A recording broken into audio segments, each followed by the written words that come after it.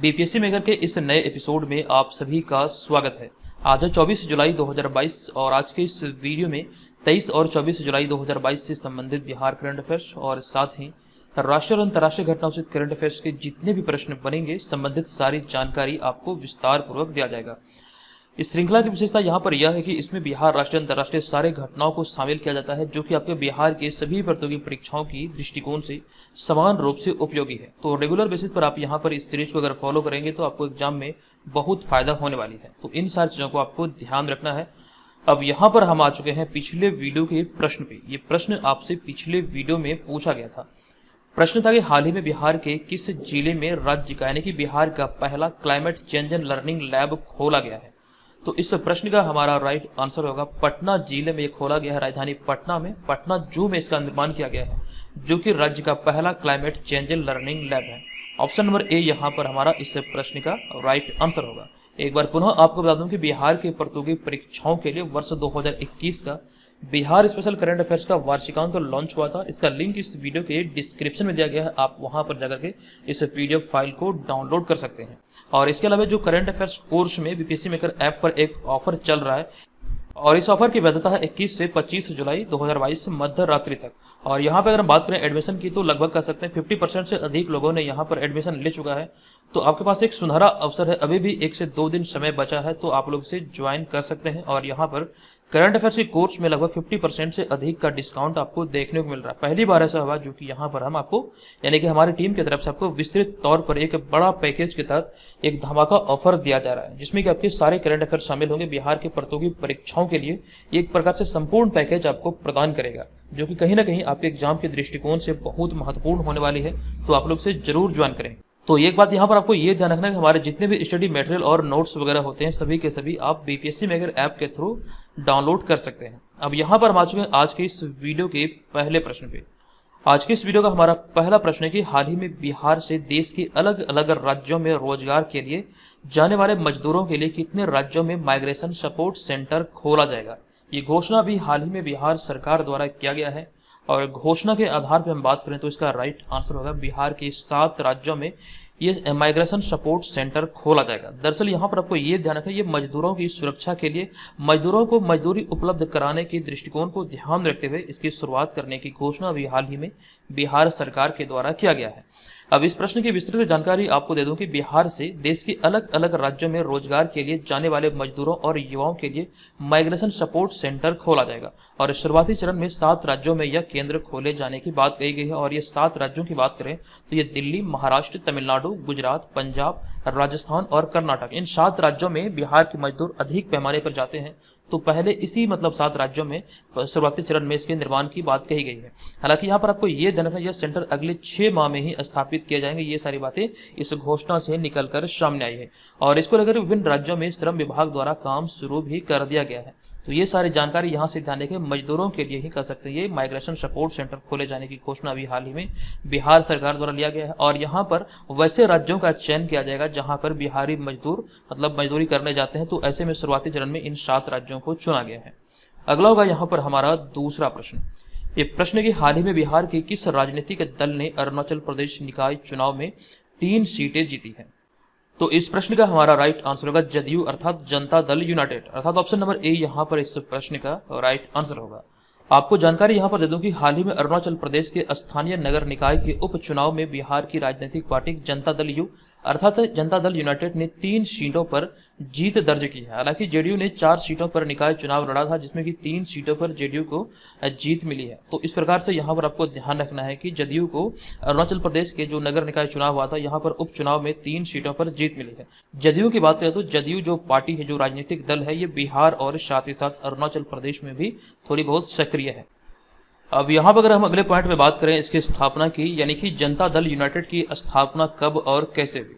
दरअसल आपको यहाँ पर ये याद रखना है कि जनता दल यूनाइटेड अर्थात जदयू की जो स्थापना हुई थी ये 30 अक्टूबर 2003 को हुआ था, जब शरद यादव के नेतृत्व के जनता दल, देखिए यहाँ पे यूनाइटेड नहीं बल्कि जनता दल ही सिर्फ होगा, तो शरद यादव के जनता दल एवं नीतीश कुमार व जॉर्ज फर्नांडिस के नेतृत्व वाली समता पार्टी का विलय हुआ था और विलय के परिणाम स्वरूप जनता दल यूनाइटेड पार्टी बनी थी। तो ये चीज़ें यहाँ से आपको ध्यान रखना है कि शरद यादव के जनता दल और साथ ही साथ नीतीश कुमार व जॉर्ज फर्नांडिस के नेतृत्व वाली समता पार्टी का विलय के परिणाम स्वरूप ही 30 अक्टूबर 2003 को जनता दल यूनाइटेड की स्थापना हुई थी। समता पार्टी की यहाँ पर बात आई है तो आपको जानकारी दे दूं कि 1994 में नीतीश कुमार ने लालू प्रसाद यादव से अलग होकर समता पार्टी का गठन किया था। तो इस तरह के चीज़ों को आपको यहाँ से ध्यान रखना है। लालू यादव की बात करें तो लालू यादव बिहार के 20वें मुख्यमंत्री रह चुके हैं, और अब बात करें यहाँ पर नीतीश कुमार की तो नीतीश कुमार बिहार के 22वें मुख्यमंत्री हैं। नीतीश कुमार की बात आई है तो एक उपलब्धि इनका नाम ये दर्ज है, हालांकि ये जानकारी हमने आपको पहले भी दिया था। बतौर मुख्यमंत्री गांधी मैदान में सर्वाधिक बार झंडा फहराने का जो रिकॉर्ड है ये मुख्यमंत्री नीतीश कुमार के नाम है। 15 बार इन्होंने गांधी मैदान में झंडा फहराया है। जबकि हम बात करें इनसे पहले ये रिकॉर्ड किनके नाम था तो बिहार के पहले मुख्यमंत्री डॉक्टर श्री कृष्ण सिंह के नाम ये रिकॉर्ड था, जिन्होंने गांधी मैदान में बतौर मुख्यमंत्री 14 बार झंडा फहराया था। तो इस प्रकार से यहाँ पर आपको याद रखना है सर्वाधिक बार झंडा फहराने का रिकॉर्ड अब आ चुका है नीतीश कुमार के नाम। तो इस तरह से चीज़ों को आपको रिलेट करके याद रखना है। आप चाहें तो इन सारी चीज़ों को अपनी कॉपी में भी नोट कर सकते हैं, और जो लोग नोट नहीं कर सकते, जिनके पास समय का अभाव है, तो ऐसे में बीपीएससी मेकर ऐप पर आप ये सारे नोट्स को डेली बेसिस पर प्राप्त कर सकते हैं। अब यहाँ पर हम आ चुके हैं आज के इस वीडियो के तीसरे प्रश्न पे। ये तीसरा प्रश्न है कि हाल ही में खुले जल स्रोत में मत्स्य पालन योजना के लिए बिहार सरकार ने वित्त वर्ष 2022-23 के लिए कितने करोड़ रुपए की अनुमानित लागत योजना को स्वीकृति प्रदान की है। तो राइट आंसर होगा 8,03,25,000 रुपए की भी हाल ही में स्वीकृति प्रदान की गई है। तो ऑप्शन नंबर बी यहाँ पर इस प्रश्न का राइट आंसर होगा। आपको जानकारी दे दूं कि हाल ही में खुले जल स्रोत में मत्स्य पालन योजना के लिए बिहार सरकार ने वित्त वर्ष 2022-23 में 8,03,25,000 रुपए की अनुमानित लागत योजना को स्वीकृति दी है। ये आंकड़े वाले प्रश्न है और इस आंकड़े को आपको ध्यान रखना है। इसके आगे यहाँ पर अगले वाले पॉइंट में लिखा गया कि बिहार के उप मुख्यमंत्री सह वित्त मंत्री तारकिशोर प्रसाद के द्वारा आत्मनिर्भर बिहार 7 निश्चय के तहत आधुनिक तकनीकों का इस्तेमाल कर मछली पालन को बढ़ावा देने के संकल्प को पूरा करने के लिए इस योजना को स्वीकृति प्रदान की गई है। हालांकि मत्स्य पालन के दृष्टिकोण से देखें तो वर्तमान आंकड़ों के मुताबिक बिहार देश में मत्स्य पालन में चौथा स्थान रखता है। तो इन सारे क्षेत्रों को लेकर अभी हाल ही में, यानी कि इसको बढ़ावा देने के लिए अभी हाल ही में कह सकते हैं ये घोषणा हुई, और इसके तहत अभी हाल ही में और इसको स्वीकृति अभी हाल ही में बिहार के उप मुख्यमंत्री सह वित्त मंत्री तारकिशोर प्रसाद के द्वारा दिया गया। एक जानकारी यहाँ पर ये याद रखिए कि वर्तमान में बिहार में 2 उप मुख्यमंत्री, एक है तारकिशोर प्रसाद, दूसरी है रेणु देवी। तो दोनों को यहाँ से आपको ध्यान रखना है। अब यहाँ पर देखिए हमने एक चर्चा किया था 7 निश्चय योजना के बारे में। वर्तमान समय की बात करें तो वर्तमान समय में, यानी कि मौजूदा समय में 7 निश्चय योजना 2 का ये सेकेंड पार्ट है, यानी कि दूसरा चरण यहाँ पर 7 निश्चय योजना 2 का चल रहा है बिहार में। अब 7 निश्चय योजना 2 के बारे में हमने यहाँ पर सारी चीज़ों को विस्तार से लिखा है। इनमें किन किन क्षेत्रों को शामिल किया गया है वो चीज़ें आप यहाँ पर देख सकते हैं। तो 7 निश्चय योजना 2 में जो शामिल है तो पहला है युवा शक्ति बिहार की प्रगति, दूसरा है सशक्त महिला सक्षम महिला, तीसरा है हर खेत तक पानी, चौथा है स्वच्छ गाँव समृद्ध गाँव, पांचवा है स्वच्छ शहर विकसित शहर, छठा कनेक्टिविटी होगी और आसान, और सातवां है सबके लिए स्वास्थ्य सुविधा। इसका स्क्रीनशॉट ले लीजिए आप लोग, यहाँ से इसको याद रखेंगे तो आपके एग्जाम में ये आपको बहुत हेल्प करेगा। हो सकता है ये आपके एग्जाम में स्टेटमेंट वाले प्रश्न में पूछ लिया जाए या फिर किसी भी प्रकार से आपके एग्जाम में पूछे जा सकते हैं इस प्रकार से कि इनमें से कौन 7 निश्चय योजना 2 में शामिल नहीं है। तो ये आपको बहुत हेल्प करने वाला हो सकता है एग्जाम में अगर आए तो यहाँ से आपका एक प्रश्न आसानी से सॉल्व हो जाएगा। चलिए अब यहाँ पर हम चलेंगे अगले प्रश्न पे, लेकिन उससे पहले हम लोग चर्चा कर रहे हैं बिहार के परीक्षाओं की। तो बिहार से रिलेटेड जो बेसिक से फैक्ट है आप चाहें तो यहाँ पर इसका स्क्रीनशॉट ले सकते हैं। हालांकि ये जरूर बेसिक से फैक्ट है लेकिन है बहुत इंपॉर्टेंट। कई बार यहाँ पर एग्जाम में आप कंफ्यूज हो सकते हैं, तो इसे आप लोग वीडियो को पॉज करके एक बार रिवाइज जरूर कर लीजिएगा, और साथ ही साथ आप चाहें तो इसका स्क्रीनशॉट भी ले सकते हैं। अब यहाँ पर अगला और सबसे महत्वपूर्ण प्रश्न है कि हाल ही में कहाँ जनगणना डेटा वर्क स्टेशन का उद्घाटन किया गया है। तो हाल ही में जनगणना डेटा वर्क स्टेशन का उद्घाटन किया गया है IIT दिल्ली में, अर्थात ऑप्शन नंबर बी यहाँ पर इस प्रश्न का राइट आंसर होगा। आपको जानकारी दे दूं कि हाल ही में भारतीय प्रौद्योगिकी संस्थान अर्थात IIT दिल्ली द्वारा एक नए जनगणना कार्य केंद्र का अनावरण किया गया है। दरअसल यहाँ पर आपको ये याद रखना है कि जनगणना आयुक्त डॉक्टर विवेक जोशी द्वारा इसका उद्घाटन किया गया। अब यहाँ पर इसके पीछे का उद्देश्य क्या है, किस वजह से इसका उद्घाटन किया गया ये जनगणना डेटा वर्क स्टेशन का, तो आपको जानकारी दे दूं कि नए वर्क स्टेशन का उद्देश्य शिक्षाविदों और शोधकर्ताओं के लिए जनगणना माइक्रो डेटा तक पहुंच को आसान बनाना और साथ ही यह जनगणना गतिविधियों के दौरान एकत्र किए गए डेटा की भारी मात्रा के बारे में जागरूकता बढ़ाने में योगदान देगा, जिसको लेकर भी हाल ही में इसका उद्घाटन किया गया है। अब यहाँ पर हमने एक इंपॉर्टेंट फैक्ट को शामिल किया कि उच्च शिक्षण संस्थानों की रैंकिंग में, यानी कि NIRF की जो रैंकिंग अभी हाल ही में जारी हुई थी, इस रैंकिंग में IIT मद्रास लगातार चौथे साल देश का सर्वश्रेष्ठ शिक्षण संस्थान बना है। ये जानकारी आपको विस्तार से पिछले वीडियो में दिया गया था। और बिहार के दृष्टिकोण से NIRF की इस रैंकिंग को हम देखें तो इसमें IIT पटना को 59वां स्थान मिला था।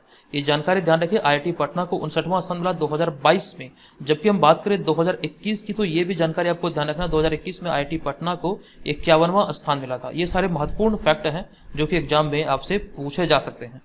नेक्स्ट होगा यहाँ पर हमारा 5वां प्रश्न। ये प्रश्न है कि हाल ही में ISSF विश्व कप में पुरुषों की स्कीट स्पर्धा में भारत को पहला स्वर्ण पदक किसने दिलाया है। इंपॉर्टेंट प्रश्न है और इस प्रश्न का हमारा राइट आंसर होगा ऑप्शन नंबर C, यानी कि मेराज अहमद खान, जो कि उत्तर प्रदेश के रहने वाले हैं। आपको जानकारी दे दूं कि हाल ही में उत्तर प्रदेश के अनुभवी निशानेबाज मेराज अहमद खान ने ISSF विश्व कप में पुरुषों की स्कीट स्पर्धा में देश को पहला स्वर्ण पदक दिलाकर इतिहास रच दिया। ये आपको यहाँ से ध्यान रखना है। इनका नाम है मेराज अहमद खान। अब यहाँ पर आगे पॉइंट में हमने ये जानकारी दिया कि उन्होंने कोरिया के मिनशू किम को हराकर यह खिताब अपने नाम किया। तो इस प्रकार से यहाँ पर आप ये याद रखिए कि दूसरे स्थान पर रहा कोरिया के मिनशू किम, जबकि ब्रिटेन के बेन लेवेलिन ने तीसरा स्थान हासिल किया। इन तीनों का आप यहाँ पर इस इमेज में देख सकते हैं और जो बीच में आप देख रहे हैं यही है उत्तर प्रदेश के मेराज अहमद खान। आगे हमने यहाँ पर जानकारी दिया कि हाल ही में अर्जुन बबूता ने ISSF विश्व कप में 10 मीटर एयर राइफल स्पर्धा में स्वर्ण पदक जीता है और साथ ही साथ रवि कुमार दहिया ने टोक्यो ओलंपिक 2020 में रजत पदक जीता था। तो ये सारी जानकारी यहाँ पर ध्यान रखिए। हमने ऑप्शन नंबर A में अर्जुन बबूता के बारे में लिखा और ऑप्शन नंबर D में। तो इसी तरह से यहाँ पर आपको ये जानकारी याद रखना। जबकि मुरली शंकर की बात करें, मुरली श्रीशंकर की, तो इसके बारे में कंप्लीट जानकारी 2 बार ऑलरेडी हमने आपको पिछले 2 वीडियो में विस्तार से बता दिया है। इसे हम यहाँ पर स्किप कर रहे हैं। चलते हैं अगले 6ठे प्रश्न पे। ये प्रश्न है कि हाल ही में किसने सर्बिया में पैरासिन ओपन ए शतरंज टूर्नामेंट 2022 जीता है। इस प्रश्न का हमारा राइट आंसर होगा ऑप्शन नंबर A, यानी कि R प्रज्ञानंद। आपको जानकारी दे दूं कि हाल ही में भारतीय ग्रैंड मास्टर R प्रज्ञानंद ने सर्बिया में पैरासिन ओपन ए शतरंज टूर्नामेंट 2022 से जीत लिया है। आपको यहाँ पर यह ध्यान रखना है 16 वर्ष इस खिलाड़ी ने 9 दौर के मुकाबले में कुल 8 अंक हासिल किए, जबकि अलेक्जेंडर फ्रेड के 7.5 अंकों के साथ दूसरे स्थान पर रहे। तो दोनों को पहले और दूसरे को यहाँ से आपको ध्यान रखना है। एक जानकारी अभी थोड़ी समय पहले, यानी कि 1 से 2 दिन पहले मैंने आपको दिया था कि हाल ही में अरविंद चिदम्बरम 41वें विला डी वेनास की इंटरनेशनल शतरंज ओपन के विजेता बने हैं। बहुत इंपॉर्टेंट है, इसे आपको ध्यान रखना है। और साथ ही साथ ये भी ध्यान रखें कि अभिमन्यु मिश्रा भारत के सबसे युवा ग्रैंड मास्टर है। जबकि हम बात करें भारत के पहले ग्रैंड मास्टर की, तो भारत के पहले ग्रैंड मास्टर बने थे विश्वनाथन आनंद। तो ये सारी चीज़ों को आपको इस प्रकार से याद रखना है। एक यहाँ पर मैं आपको बात बता दूं कि एक कमेंट कुछ दिन पहले मुझे मिला था, हालांकि मैंने नहीं देखा था, कल ही मैंने उस कमेंट को देखा जहाँ पर लिखा हुआ था कि सर 67वें BPSC एग्जाम के लिए हम कहाँ से कहाँ तक के प्रश्न को पढ़ें, यानी करंट अफेयर्स के प्रश्न जो पढ़ेंगे वो कहाँ से कहाँ तक के होने चाहिए। हो सकता है कि आप में से भी बहुत सारे लोगों का ये सवाल होगा। तो यहाँ पर मेरा ये मानना है कि अगर 2022 में एग्जाम आयोजित होता है, जो मुझे अनुभव है जिस आधार पर मैं आपको बताने वाला हूँ, अगर 2022 में या चाहे वो अक्टूबर, नवंबर, दिसंबर किसी भी समय, यानी कि अक्टूबर के बाद से कभी भी एग्जाम आयोजित होता है, तो ऐसी स्थिति में आपको करना यह है कि 2021 वाला जितना भी मटेरियल आपको दिया गया है उनमें से आपको मई 2021 से दिसंबर 2021 तक के सारे मटेरियल को पढ़ना है। और इसके अलावा जो मई से पहले मंथ का होगा तो उनमें से छांट के जो इंपॉर्टेंट है उसे आप पढ़ सकते हैं। क्योंकि कई बार देखा गया है कि बहुत पुराने करंट अफेयर्स भी पूछे जाते हैं जो महत्वपूर्ण होते हैं, लेकिन मुख्य रूप से आपको मई 2021 से ही पढ़ना है। लेकिन जो इंपॉर्टेंट होंगे उसको आपको पीछे जाना है और वहां से सेलेक्ट करके उसको पढ़ना है। जो मंथली मैगजीन आपको मिला है इसकी सहायता आप ले सकते हैं। ये आपके लिए बहुत ज्ञानवर्धक हो सकता है, एग्जाम में आपकी बहुत हेल्प करेगा। और रही बात यहाँ पे 2022 की, तो 2022 वाला भी हमने आपको अपडेट कराया है, जो कि अब तक ये अपडेट होता रहा है। तो 2022 वाला भी आप यहाँ पर सम्मिलित तौर पर पढ़ सकते हैं। बीपीएससी एग्जाम की बात करें तो बीपीएससी एग्जाम में लगभग 40 प्रश्न, एक बहुत बड़ा जो पोर्शन होता है, 150 प्रश्नों में से 40 प्रश्न आपके करंट अफेयर्स आते हैं। तो इसको अधिक से अधिक समय देना बहुत ज्यादा इंपॉर्टेंट है। हालांकि हमारी इस पर पूरी पकड़ है। अभी हाल ही में जो बीपीएससी वाला एग्जाम हुआ था जो कैंसिल हुआ, और बिहार सीडीपीओ वाला एग्जाम हुआ था, इसके अलावा बिहार एसआई वाला एग्जाम हुआ था, इन सारे एग्जाम में हमारे प्रश्न जिस प्रकार से लड़े हैं, ये बहुत बड़ी चौंकाने वाली बात है कि जिस प्रकार से हम लोगों ने इतना मेहनत किया है वो कहीं ना कहीं ये फलदायक सिद्ध हुआ है। तो इस सीरीज पर आप लोग पूर्ण रूप से भरोसा कर सकते हैं। ये बिहार की प्रतियोगी परीक्षा में आपकी बहुत हेल्प करने वाली है। जो लोग यहाँ पर रेगुलर हमसे बने हैं पिछले 1 वर्षों से, 2 वर्षों से, कई लोग तो 3 वर्षों से यहाँ पर जुड़े हुए हैं, तो ऐसे लोग यहाँ पर समझ रहे होंगे कि इस प्रकार से यहाँ पर आपको इस सीरीज से फायदा हो रहा है। हालांकि फ्रेश स्टार्ट जो हुआ था इस सीरीज का 2021 में हुआ था। हमने पहले भी आपको करंट अफेयर्स के वीडियो प्रोवाइड कराए थे, लेकिन मुख्य रूप से डेली वाइज जो करंट अफेयर्स का वीडियो आ रहा है 2021 से आ रहा है। तो इन सारी चीज़ों को ध्यान रखिए। जो लोग यहाँ पर जुड़े रहेंगे तो फायदा उन्हें जरूर होगा। किसी भी कार्य में अगर आप लगातार या फिर निरंतरता बनाए रखते हैं तो उस कार्य में आपको प्रसिद्धि या फिर कह सकते हैं सक्सेस जरूर मिलती है। देखिए, मेहनत करने वालों की कभी हार नहीं होती और बिना कुछ किए जय जयकार नहीं होती है। तो ऐसे में मेहनत करना बरकरार रखिए। मेहनत अगर आप करेंगे तो आपको सफलता जरूर मिलेगी। और जो लोग मेहनत नहीं करते हैं, जो खास करके बार बार सोचते रहते हैं कल से करूंगा कल से करूंगा, तो वो लोग बस सोचते ही रह जाते हैं। आपके पास एक सुनहरा अवसर है 67वीं वाला एग्जाम, जो कि संभावित सितंबर से दिसंबर के बीच आयोजित होने वाली है 2022 में, मुझे ये लगता है। तो ये सारी चीज़ें आप ध्यान रखेंगे। आपके पास एक गोल्डन पीरियड है, इसका आप लोग भरपूर लाभ उठाइए। अब यहाँ पर हम आज के इस वीडियो के 7वें प्रश्न पे, ये 7वां प्रश्न है कि हाल ही में किस देश की सरकार ने एविएशन पैसेंजर चार्टर लॉन्च किया है।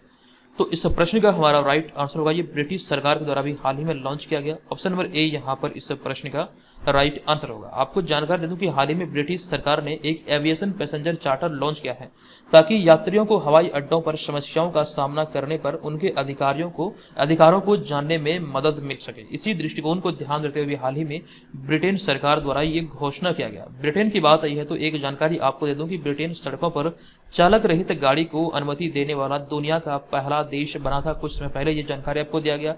और इसके अलावा ब्रिटेन सरकार के द्वारा जापान के पूर्व प्रधानमंत्री शिंजो अबे को सम्मानित किया गया। शिंजो अबे की बात यह है तो जापान के दृष्टिकोण से हमने एक पॉइंट यहाँ पर शामिल किया है कि हाल ही में शिंजो अबे को जापान के सर्वोच्च सम्मान the collar of the supreme order of the chrysanthemum से सम्मानित किया गया। ये अवार्ड जापान का सर्वोच्च नागरिक सम्मान है। जबकि भारत के दृष्टिकोण से देखें तो भारत सरकार ने उन्हें 2021 में जन सेवा के क्षेत्र में पद्म विभूषण सम्मान से सम्मानित किया था। पद्म विभूषण सम्मान जो है ये भारत का दूसरा सर्वोच्च सम्मान है। भारत का सबसे बड़ा सर्वोच्च सम्मान है भारत रत्न, दूसरे स्थान पर आता है पद्म विभूषण, तीसरे स्थान पर आता है पद्म भूषण और चौथे स्थान पर आता है पद्मश्री। तो इस तरह से आपको यहां से याद रखना है। अगला होगा यहाँ पर हमारा 8वां प्रश्न। ये प्रश्न कि हाल ही में इंग्लैंड के किस ऑलराउंडर ने, यहाँ पे मे नहीं यहाँ पे ने होना चाहिए, तो हाल ही में इंग्लैंड के किस ऑलराउंडर क्रिकेटर ने एक दिवसीय क्रिकेट से संन्यास लेने की घोषणा की है। तो राइट आंसर होगा बेन स्टोक, अर्थात ऑप्शन नंबर डी यहाँ पर इस प्रश्न का राइट आंसर होगा। दरअसल आपको जानकारी दे दूं कि हाल ही में इंग्लैंड के 31 वर्षीय ऑलराउंडर बेन स्टोक ने एक दिवसीय क्रिकेट से संन्यास लेने की घोषणा किया है। बेन स्टोक को आप यहां पर इस इमेज में देख सकते हैं। आपको जानकारी दे दूं कि उन्होंने 2011 में आयरलैंड के खिलाफ वनडे क्रिकेट में पदार्पण किया था, यानी कि उसका जो डेब्यू मैच हुआ था ये 2011 में आयरलैंड के खिलाफ हुआ था। अब यहाँ पे क्रिकेट की बात है तो क्रिकेट की सर्वोच्च संस्था है आईसीसी, और आईसीसी के द्वारा प्रत्येक वर्ष एक टीम का चयन किया जाता है। इसी टीम के आधार पर यहाँ पर हमने जानकारी ऐड किया जो कि बहुत इंपॉर्टेंट है। हालांकि इसके बारे में जानकारी हमने पहले भी आपको दिया है। तो आपको जानकारी दे दूं कि जनवरी 2022 में वर्ष 2021 का ICC men's T20 team of the year का कप्तान बाबर आजम को बनाया गया था। ये महत्वपूर्ण है, आपको ध्यान रखना है। और इस टीम ऑफ द ईयर के 11 खिलाड़ियों में से किसी भी भारतीय पुरुष खिलाड़ी को जगह नहीं मिला था।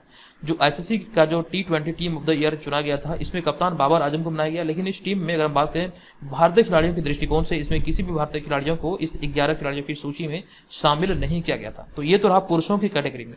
जबकि महिला कैटेगरी की बात करें तो हालांकि 2021 के लिए आईसीसी महिला T20 team of the year का जो कप्तान चुना गया ये इंग्लैंड के नट साइवर को कप्तान चुना गया। ये यहाँ से आपको ध्यान रखना है। और इस 11 सदस्यीय टीम में स्मृति मंधाना एकमात्र भारतीय महिला खिलाड़ी शामिल थी। तो ये चीजें यहाँ से आपको ध्यान रखना। ये आईसीसी के द्वारा जो टीम का चयन किया गया इसमें महिलाओं की कैटेगरी में एकमात्र भारतीय खिलाड़ी थे जिनका नाम है स्मृति मंधाना। अगला होगा यहाँ पर हमारा 9वां प्रश्न। ये प्रश्न है कि हाल ही में किस राज्य सरकार ने यूएनडीपी के साथ साझेदार में एक डेटा इन क्लाइमेट रेजिलियंट एग्रीकल्चर यानी कि डिकरा की घोषणा की है। तो इस प्रश्न का हमारा राइट आंसर होगा ये घोषणा अभी हाल ही में तेलंगाना के साथ हुआ है, यानी कि ये समझौता भी हाल ही में तेलंगाना के साथ हुआ है। आपको जानकारी यहाँ पर यह दे दूं कि हाल ही में संयुक्त राष्ट्र विकास कार्यक्रम अर्थात यूएनडीपी ने डेटा इन क्लाइमेट रेजिलियंट एग्रीकल्चर यानी कि डिकरा के लिए तेलंगाना के साथ साझेदारी की है। ये जानकारी यहाँ से आपको ध्यान रखना है कि संयुक्त राष्ट्र विकास कार्यक्रम अर्थात यूएनडीपी और तेलंगाना सरकार के बीच अभी हाल ही में ये समझौता हुआ है। अब ये डिकरा अर्थात डेटा इन क्लाइमेट रेजिलियंट एग्रीकल्चर जो प्रोग्राम है ये आखिर है क्या, जिसको लेकर अभी हाल ही में समझौता हुआ। तो डिकरा अपनी तरह का पहला डिजिटल समाधान है जिसका उद्देश्य आर्टिफिशियल इंटेलिजेंस तकनीक के उपयोग से खाद्य प्रणालियों और खाद्य सुरक्षा को मजबूत करना है। जिस उद्देश्य को ध्यान रखते हुए हाल ही में ये समझौता हुआ है। अब यहाँ पे आगे हमने ये लिखा कि डिकरा किसानों को उनकी फसलों और पशुओं पर जलवायु परिवर्तन के प्रभावों को भी कम करने में मदद करेगा। तो दोनों पॉइंट यहाँ से नोट कर लीजिए। पूछा जा सकता है कि ये जो संबंध डिकरा है ये किससे संबंधित है, तो ये एक प्रकार से एग्रीकल्चर से संबंधित है जिसको लेकर अभी हाल ही में यूएनडीपी और तेलंगाना सरकार के बीच समझौता हुआ है। अगला होगा हमारा 10वां प्रश्न। ये प्रश्न कि हाल ही में जुलाई 2022 में किस देश के उपराष्ट्रपति बदारा एच जूफ भारत यात्रा पर आए हैं। तो राइट आंसर होगा हमारा ऑप्शन नंबर बी यानी कि गाम्बिया।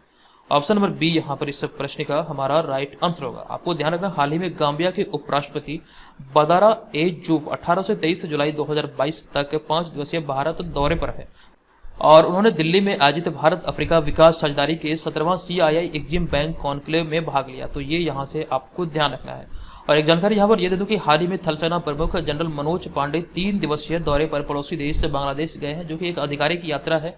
और इस तरह से देखा जाए तो थल सेना अध्यक्ष के तौर पर जनरल मनोज पांडे की यह पहली विदेशी यात्रा है। ये चीजें यहाँ से ध्यान रखें। चूंकि यहाँ पे बात आई है बांग्लादेश की, तो बांग्लादेश के बारे में एक जानकारी हमने आपको 2 दिन पहले दिया था कि हाल ही में बांग्लादेश ने मुस्तफिजुर रहमान को भारत में अपना उच्चायुक्त नियुक्त किया है। ये जानकारी यहाँ से ध्यान रखना है आपको। अगला होगा हमारा 11वां प्रश्न, लेकिन उससे पहले बांग्लादेश के बारे में एक पॉइंट ये भी आपको जानकारी दे दूं कि कुछ दिनों पहले बांग्लादेश सरकार के द्वारा फेसबुक के विकल्प के रूप में जोगाजोग नामक एक एप्लीकेशन का शुभारंभ किया गया था। अब यहाँ पर आगे बढ़ने से पहले आपको जानकारी दे दूं कि 67th BPSC प्री एग्जाम के लिए BPSC मेकर ऐप पर एक ऑनलाइन टेस्ट सीरीज चला जा रहा है, जो कि 50 प्रैक्टिस सेट की एक श्रृंखला है। आप लोग इसे ज्वाइन करके यहाँ पर अपनी तैयारी का सही तरीके से आकलन कर सकते हैं। ये बहुत कम कीमत पर आपके लिए उपलब्ध है। 50 प्रैक्टिस सेट अगर आप इसे लगाते हैं तो आपके एग्जाम के दृष्टिकोण से ये कहीं ना कहीं बहुत बेहतर होगा। आपको यहाँ से एक प्रकार का बूस्ट मिलेगा, कॉन्फिडेंस मिलेगा और आप एग्जाम में बेहतर स्कोर कर पाएंगे। और इसके अलावा बिहार SSC वाला भी टेस्ट सीरीज चलाया जा रहा है। आप लोग BPSC मेकर ऐप पर विजिट करके आप वहाँ पर सारी चीज़ों की जानकारी प्राप्त कर सकते हैं, या फिर हमारा जो हेल्पलाइन नंबर है उस नंबर पर कॉल करके भी डिटेल जानकारी प्राप्त कर सकते हैं। अब यहाँ पे 11वां प्रश्न है कि भारत में इंटरनेट क्रांति का जनक कहे जाने वाले किस शख्स का हाल ही में निधन हुआ है। तो इस प्रश्न का हमारा राइट आंसर होगा ऑप्शन नंबर बी, यानी कि Vijendra Kumar Singhal. Option number B यहाँ पर इस प्रश्न का राइट आंसर होगा। आपको ध्यान रखना है, विदेश संचार निगम लिमिटेड अर्थात VSNL के पूर्व चेयरमैन विजेंद्र कुमार सिंघल का हाल ही में 82 वर्ष की आयु में निधन हुआ है और उन्हें भारत में इंटरनेट क्रांति का जनक माना जाता था। ये प्रश्न बहुत इंपॉर्टेंट है, एग्जाम में पूछा जा सकता है कि भारत में इंटरनेट क्रांति का जनक किन्हें माना जाता था जिनका भी हाल ही में निधन हुआ। तो उनका नाम है विजेंद्र कुमार सिंघल। यहाँ पर आपको जानकारी दे दूं कि भारत में इंटरनेट की शुरुआत और उसे विकसित करने में उनका एक योगदान था, बहुत एक अतुलनीय योगदान था। और ये सारी चीजें यहाँ से आप ध्यान रखेंगे। 82 वर्ष की आयु में इनका निधन हुआ है। और विजेंद्र कुमार सिंघल विदेश संचार निगम लिमिटेड यानी कि VSNL के चेयरमैन भी रह चुके हैं। अगला होगा यहाँ पर हमारा 12वां प्रश्न। ये प्रश्न के पंजाब के पटियाला कोर्ट ने हाल ही में मानव तस्करी के केस में दलेर मेहंदी को कितनी साल की सजा को बरकरार रखा है। तो इस प्रश्न का हमारा right answer option number B, यानी कि 2 साल। आपको जानकारी दे दूं कि पटियाला की एक अदालत ने पंजाब के मशहूर गायक दलेर मेहंदी को साल 2003 में उनके खिलाफ दर्ज एक मानव तस्करी मामले में जेल भेज दिया है और उनकी 2 साल की सजा को बरकरार रखा गया है। तो आपको यहाँ से यह जानना है, पंजाब के मशहूर गायक दलेर मेहंदी को पटियाला की एक अदालत द्वारा ये सजा सुनाया गया है। चलिए अब यहाँ पर हम चलेंगे आज के इस वीडियो के प्रश्न की ओर। तो आज के इस वीडियो का हमारा प्रश्न है कि हाल ही में किस राज्य ने नील गाय को पालतू पशुओं का दर्जा प्रदान किया है। इसकी विस्तृत जानकारी आपको दिया गया था। बताएं इस प्रश्न का और राइट आंसर क्या होगा। और दोस्तों, अगर आपको लगे कि ये वीडियो आपके लिए हेल्पफुल रहा तो प्लीज़ वीडियो को लाइक करें और चैनल को सब्सक्राइब करके हमें जरूर सपोर्ट करें। ये आपके बिहार के प्रतियोगी परीक्षाओं पर केंद्रित है ये चैनल, इससे आपकी निसंदेह ही बहुत हेल्प होती है। तो अगर आपको लगे कि ये आपके लिए उपयोगी रहा तो प्लीज़ वीडियो को लाइक करें और चैनल को जरूर सब्सक्राइब करें। चलिए मिलेंगे नेक्स्ट वीडियो में, तब तक के लिए धन्यवाद। जय हिंद।